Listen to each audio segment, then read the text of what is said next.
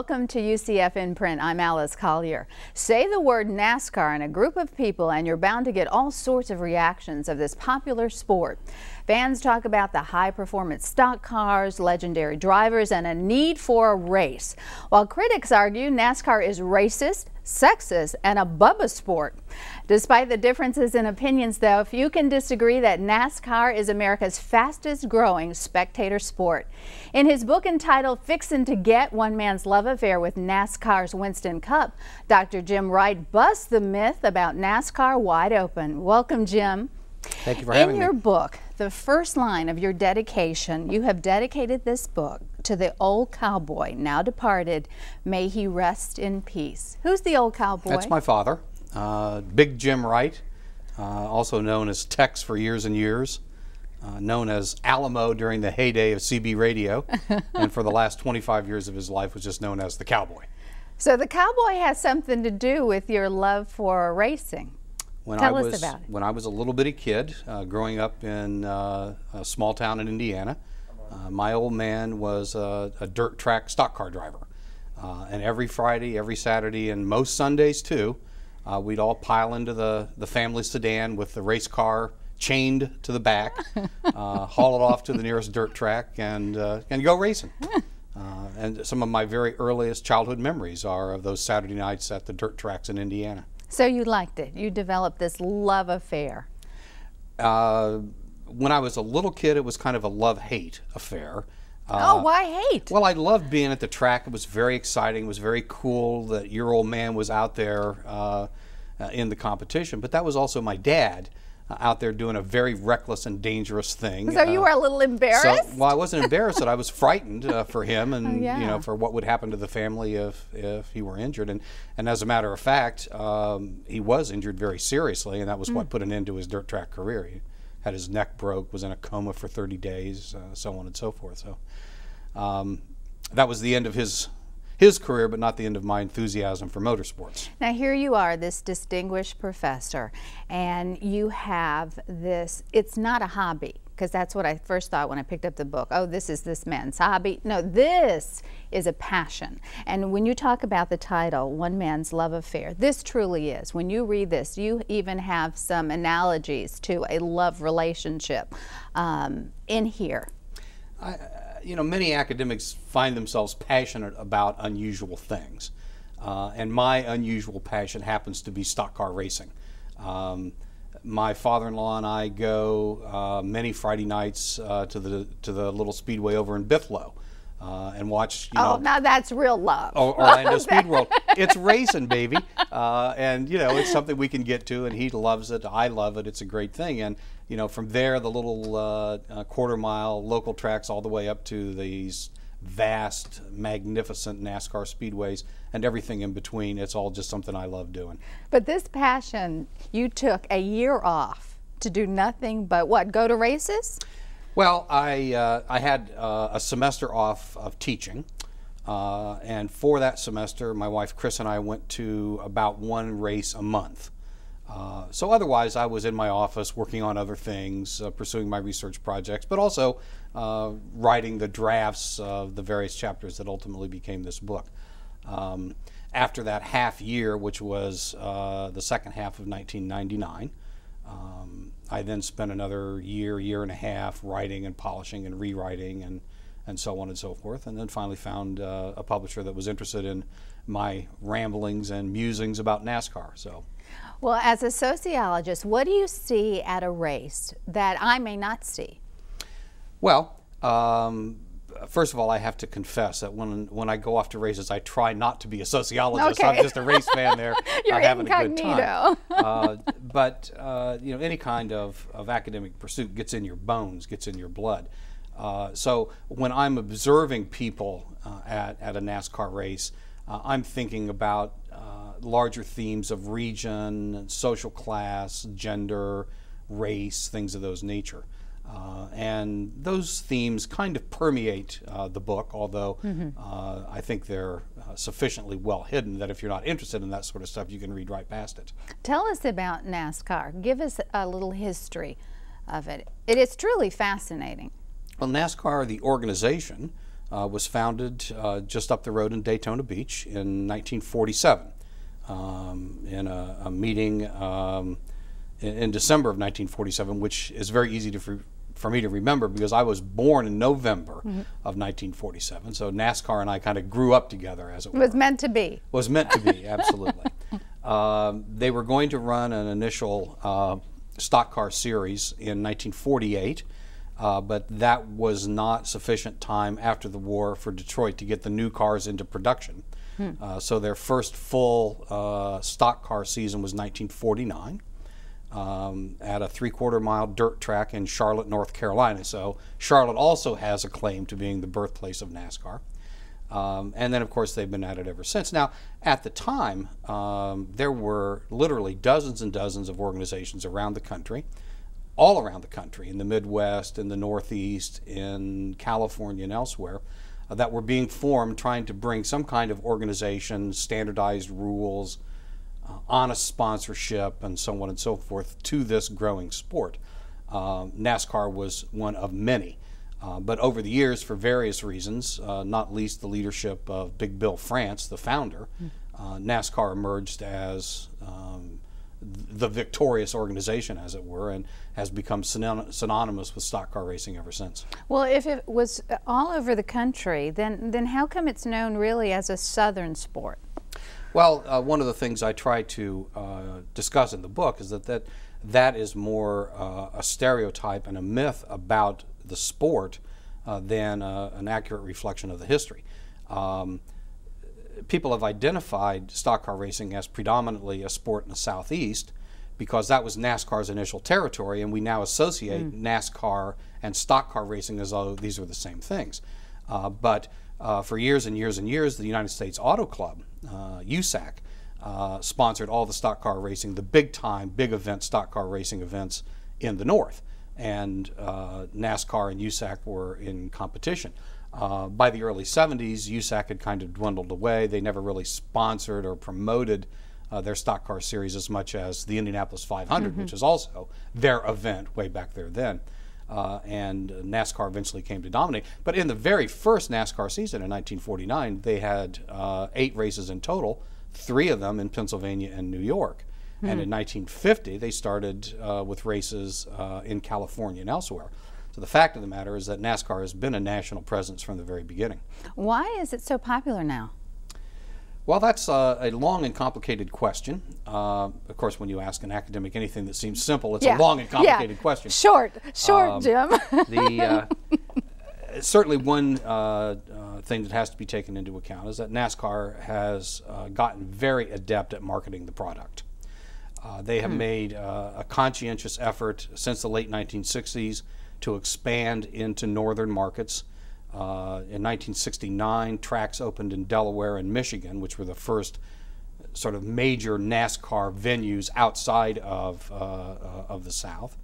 And they've done a remarkable job of marketing the product ever since. And, you know, they now have tracks in Los Angeles and Chicago and Kansas City and Las Vegas and so on. Most, not quite all, but most of the NASCAR expansion in the last 25 or 30 years has been in the non-southern venues. So that's part of it. And the television coverage has That's another part of it.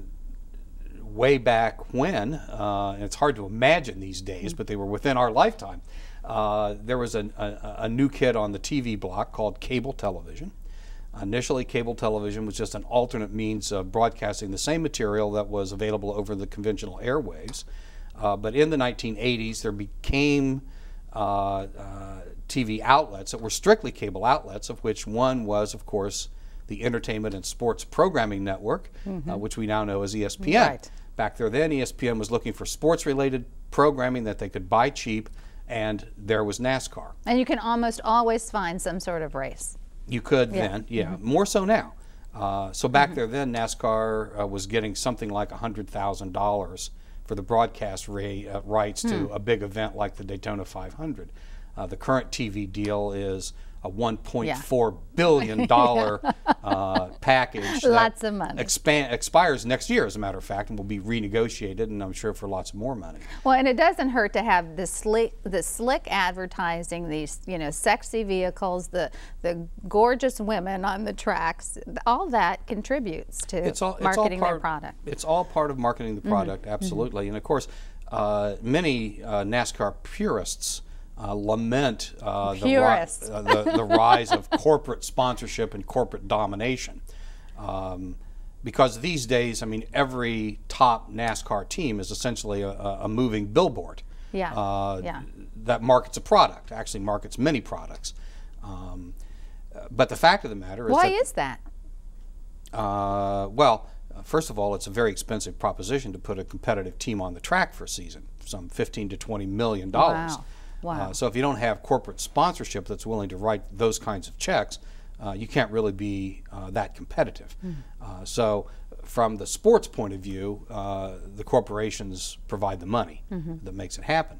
From the corporate point of view, from the sponsorship point of view, NASCAR consumers are by far the most loyal consumers in all of motorsports.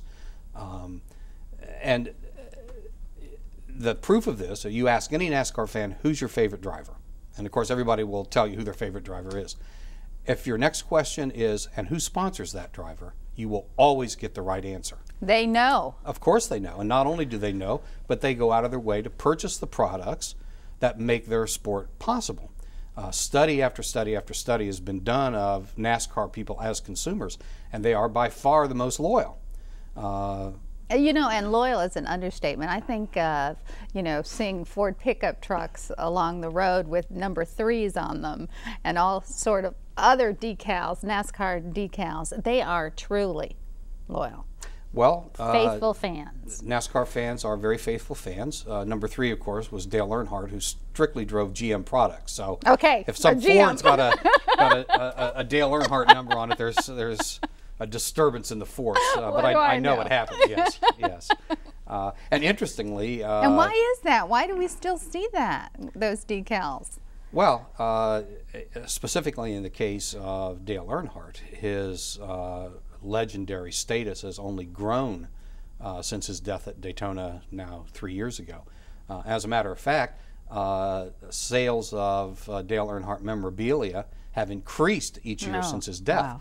Wow. He's just a completely legendary figure, and fans still want to identify and be identified with his racing operation. Very interesting transformation, because back early in his career, Earnhardt was considered a dirty driver who would do anything to win, hence his nickname, the Intimidator. And I remember when I first started going to big-time NASCAR events back in the early 90s, you'd see fans wearing these buttons that said anybody but Earnhardt. Of course, if you showed up at a race these days with a button like that, you'd be lynched on your way in the gate. So there's been a complete transformation of the myth of Dale Earnhardt, the driver. Let's talk about the fans, because I think that's what dissuades people from liking the sport or going to see the sport. It's just what they hear about the fans. Well, again, there's the reality, and then there's the sort of the popular stereotype. The popular stereotype, that it's rowdy, out of control. It's a group of rednecks who are, just chugging down liquor. That is certainly. And what's reality? That's certainly the stereotype, and to some limited extent, I mean, that stereotype has a basis in fact, in that when people go to the tracks for the weekend, they're there to have a good time, to enjoy themselves, to be around other people that enjoy the same things and speak the same language. And sure, there's a lot of beer that gets slammed down on a NASCAR weekend. It comes as a great surprise to people. I have 3 season tickets to the summer race at Daytona, which I've had for more than a decade now. This year, those tickets cost me $140 a piece. Oh my! Okay, and when I go to a race weekend, I normally expect to drop $1,000 Really? Yeah, well, you have to get there and Not back. just on beer, Jim. No. Okay. You've got to get there and back. You've got to buy tickets. You've got Yeah. to pay for parking. You've got to get a hotel room. Yeah. You've got to do this. You've got to do that. And by the time the weekend's over, you've blown through $1,000. That is well beyond the entertainment budget of your average white trash redneck. Okay. So the crowd that you see at a NASCAR event is a much more upscale and more affluent crowd than you might anticipate. Now, having said that, let me tell you as well that upscale, affluent people can also get drunk and rowdy and be there to have a good time and you know, make inappropriate gestures and remarks and so on and so forth. That stuff does go on. But I'll say this for NASCAR fans, even the drunks, once the green flag drops and the racing starts, they sit down and shut up and watch the race. I've very rarely been interrupted in any consistent way by fans near me in the stands who'd had way too much to drink. But what I hear is, because I must confess I haven't been to a Winston Cup race, but the stands are different than the infield.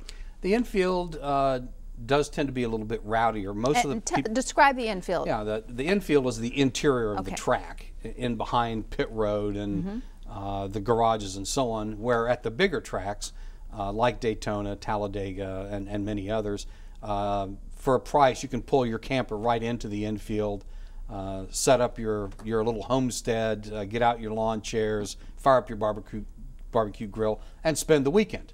And many fans show up on Thursday, camp out in the infield. They're there for all the qualifying events, all the preliminary events, all the racing, and so on and so forth. So the infield tends to be, you know, at a big track, 100,000 people. They're camping out, having a good time. It's just one great big tailgate party, essentially, that goes on for several days. So that's a little rowdier and a little drunker than in the stands, where obviously people show up to go to a race. They park somewhere in the peripheral lots or wherever. They've got to walk in, get to their seat. So there's less partying going on because there's the struggle to get from where you've parked to where you need to be to watch the race. But you know, nowadays, I say that, but nowadays you can go to an NBA game and it can get rowdy and out of control like we've seen. Oh, sure. So it's just when, you know, you get a group of people together and it's the right circumstances. You know, when's the last time you were at a college football game that didn't have a huge tailgate party going on with lots of beer and so on and so forth? Now, I will say I have been to Grand Prix races, and the noise is unbelievable. You talk about it in your book, and it is indescribable. You describe it a little more provocatively than that, but you'll have to read the book. But thank you for the plug. It is beyond description. The roar. The whole weekend at a NASCAR event is sort of sensory overload. The sights, the sounds, the smells, just the entire experience is, I can only describe it as kind of an erotic sensory overload that just stimulates all your nerve endings to be jangly, as it were. And certainly the sound is part of that. I mean, when one of these 750 horsepower V8s fires up, it just rumbles all the way through your soul. It's not unlike the experience that you have if you're standing next to somebody who fires up his Harley. And then the whole earth rumbles and shakes, and it's like, oh wow, speed and power and so on. It's a real excitement. It is. And these cars are going how fast? Well, that varies, of course, depending on the length of the track and how steeply they're banked in the turns and so on. The steeper the banking, the less you have to get out of the gas to get through the corners. At the biggest, fastest tracks, the qualifying speeds will be at or a bit above 190 miles an hour. And in the straightaways during the race, these cars will hit 200 miles an hour. Oh, my. Now, on shorter tracks, of course, they can't get going quite that fast. But yeah, that's kicking. It is. It's all in. And that's what makes the sport exciting. I mean, it's the sheer physical danger of driving a car that fast out on a track with 42 other guys going just as fast. That's what makes the sport the need addiction. for speed. Yeah, the addiction that it is. I want you to read a passage, if you could, from your book for me. Well, I'd be glad to. You don't mind me putting on my glasses for the purpose? Oh, please do. This is a paragraph at the end of the travelogue to Talladega. Talladega is known among NASCAR fans as the biggest of the NASCAR tracks at 2.66 miles around, so it's even a little bit bigger than the track at Daytona. I'd spent years going to Daytona and wondering if racing ever got any better than that. Then I saw my first short track cup race at Richmond, and I decided that short track action is just as good as racing ever gets. But Talladega, I got to tell you, it's a thing apart. The track geometry and the restrictor plates keep the lead cars tightly bunched from green flag to checkered. And while you do see equally tight racing on the short tracks, you do not see it at 190 miles an hour. A fan seated near me had a gimme hat proclaiming NASCAR, raw American power. And that's Talladega, I thought. Raw power, incredible speed. Everything about the place, the immense size, the vast, immaculate grounds, the speed, the competition, it's just breathtaking. Allah commands all devout Muslims to make a pilgrimage to Mecca at least once in their lives. And every true stock car fan likewise owes his devotion a weekend at the gigantic mega speedway in the rolling hills of central Alabama. It cleanses one of error and purifies the soul. I'm ready to go. Go. They're at Talladega this weekend, as a matter of fact. Okay, but in order to go, you really have to understand the language. So you're going to have to give me NASCAR 101. NASCAR 101. Yeah. Okay. I have a few terms. You can describe them for me. A draft. What's a draft? Drafting. Okay. We don't normally think of air as a resistant medium. But if you're driving down the highway at 70 miles an hour and put your hand out the window, it goes like that. You're pushing up against the air. Well, an automobile, traveling at any rate of speed, but certainly at a high rate of speed, has to push through that resistant medium. So essentially, the guy in front is punching a hole in the air. Drafting happens when somebody else pulls up right behind him and gets to travel in the hole that he's punching in the air. Because you can maintain the same rate of speed with lots less horsepower and by using up a lot less of your stuff, as they like to say. Less tire, less car, less motor, less fuel to travel at the same rate of speed. So that's drafting. Okay. Happy hour. Happy hour is the the last hour of practice before the main event. Okay.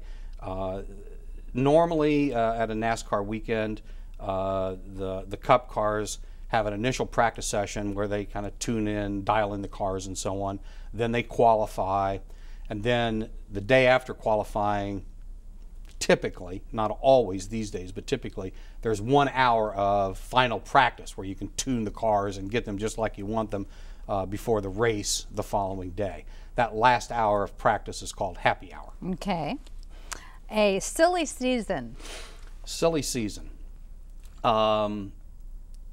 See, this is a different language. It is. All of the cars are owned by teams, okay? And drivers are contracted by the teams to be the drivers for these particular cars. So the Jeff Gordon car, for example, is part of the Rick Hendricks Motorsports team. And Gordon, although he's now an equity partner, when he began, he was just an employee, okay, with year-to-year contracts, although some drivers have multi-year contracts. Silly season comes towards the end of the racing season when some owners decide they're not happy with how their drivers have been doing, so there's this kind of musical chairs shuffle of drivers, cars, and teams in preparation for the next racing season. So that's silly season. How long does it take a driver to train to be good? Most of the NASCAR Cup drivers started competitive racing when they were 5 or 6 years old. They start out in go-karts, competition go-karts. They move up to quarter midgets, sprint cars, and so on until eventually they graduate to full-size stock cars. And then there are a number of minor league series, racing series in full-scale stock cars before they make the jump into the NASCAR big leagues, first typically the Busch Series and then what's now the Nextel Cup Series. The average age of NASCAR Rookies of the Year over the years that they've made this award is just under 30. You know, at a time when in many professional sports athletes are retiring or way past their peak. That has historically been when NASCAR drivers jump into the top series, because it takes that long period of training and getting ready before somebody's going to put you behind the wheel of one of these monsters and let you go out there and drive it as fast as it'll go.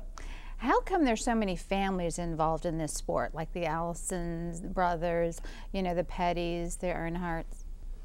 Well, part of it is a simple question of opportunity. You know, if my oldest son, Matthew, came to me at age 15 and said, "Dad, I want to know what it's like to drive a big league stock car around a track as fast as it'll go," well, I wouldn't have had a clue how to make that happen for my kid. But when Dale Jarrett's boy said the same thing, Dale said, "Well, okay, we're going to be at this track next weekend. Why don't you come with me and we'll hook you up and let you take a few laps."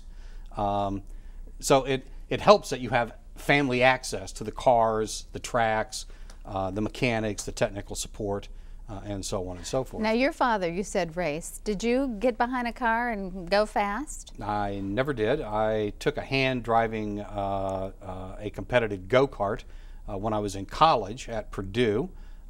Managed to get about 2 laps under my belt, and then I rolled the damn thing over. And decided to be a professor instead. I decided I was not cut out for that end of the high-speed world now. As far as my dad was concerned, I was not allowed in the garage when they were working on the race car. I was allowed to hang out for a while, and then there was the weekend when I dropped a marble down each of the spark plug holes, and then told my dad, "All gone, Dad." "What's all gone?" So now, why would you do that? Well, because I was 4 years old. I didn't know what to do. I'm sitting there, yeah, exactly. And this was back when they raced the old Ford flathead motors, and so the spark plugs were directly in the head, and you know, as you drop. So that was a lot of fun for you. Well, they had to take the whole motor apart and get all the marbles out, and then put it all back together. Well, and then Jim, haul it off to the track and race. Let me tell you, this book is a lot of fun. Yeah, it's a lot of fun to write. It's a good read. Thanks so much for being a part of UCF in Print. And again, the book is called Fixin' to Get: One Man's Love Affair with NASCAR's Winston Cup. That's our program for now. Thanks so much for watching UCF in Print. Until next time, I'm Alice Collier. Goodbye.